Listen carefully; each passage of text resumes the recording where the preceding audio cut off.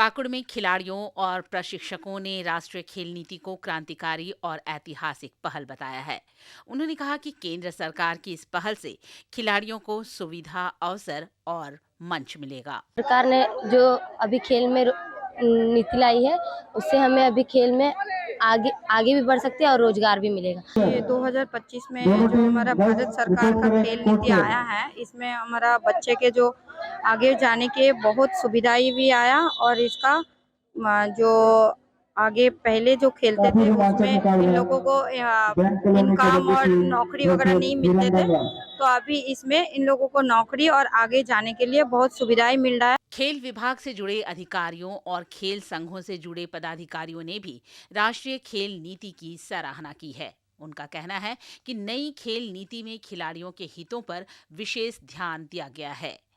खेल को हाईटेक करने, खेल के माध्यम से रोजगार के अलावे कोचिंग स्किल डेवलप करने पर भी फोकस किया गया है।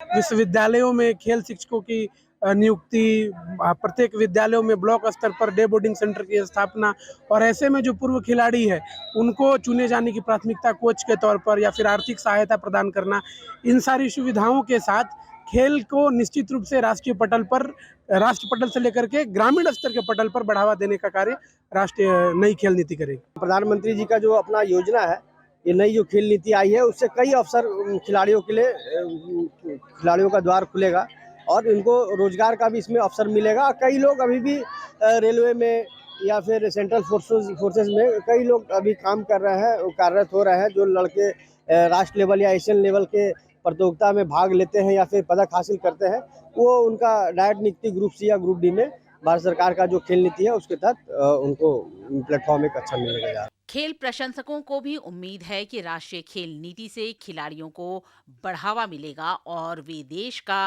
परचम विभिन्न मंचों पर ऊंचा करने में सफल होंगे। खास करके साइंस एंड टेक्नोलॉजी की मदद से हम लोग और कैसे खेल को अपग्रेड कर सकते हैं, साथ ही साथ जो हमारा विद्यालय में जो पाठ्यक्रम है, विद्यालय है, उन लोगों में कैसे हम लोग खेल को बढ़ावा दे सकते हैं और स्पोर्ट्स को इंटीग्रल पार्ट ऑफ एजुकेशन कैसे हम लोग बना सकते हैं। साथ ही साथ यहाँ पर इंफ्रा का निर्माण के ऊपर भी जोर दिया गया है। साथ ही साथ कोचेस को जो हम लोग अपग्रेड करेंगे आने वाले समय में, भविष्य में उन्हें देश विदेश के विभिन्न कोनों में भेजा जाएगा ताकि उनका अपग्रेडेशन होगा, कोचिंग स्किल्स हमारा जो देश का है वो इम्प्रूव हो सके, इसके ऊपर विशेष जोर दिया गया है। राष्ट्रीय खेल नीति पाकुड़ में एथलेटिक्स के अलावे वॉलीबॉल, फुटबॉल, क्रिकेट और बैडमिंटन जैसे खेलों में खिलाड़ियों को बेहतर सुविधा तथा अवसर मुहैया कराकर उनकी प्रतिभा को निखारने में निश्चित रूप से मददगार होने जा रही है। पाकुड़ से राम प्रसाद सिन्हा की रिपोर्ट।